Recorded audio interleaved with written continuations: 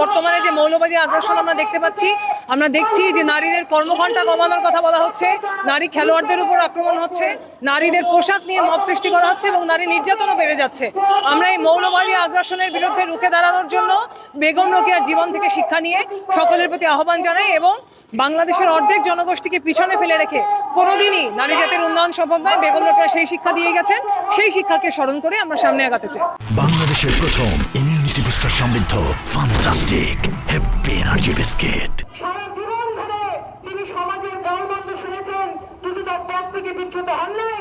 কারণ তিনি আজকে আমরা বেগম রোকেয়ার সেই সংগ্রামের উত্তরসূরি, আমরা বেগম রোকেয়ার সেই নারী জাগরণের আন্দোলনকে এগিয়ে এই কারণে আজকে সমাজতান্ত্রিক ছাত্রফ্রন্ট এবং সমাজতান্ত্রিক মহিলা ফোরাম যে আয়োজন করেছে, আমরা বিশ্বাস করি এই আয়োজনের মধ্যে থেকে বাংলাদেশের এই আশাবাদ রেখে সবাইকে পুনর্বার রোকেয়া দিবসের শুভেচ্ছা জানিয়ে আমার বক্তব্য শেষ করছি।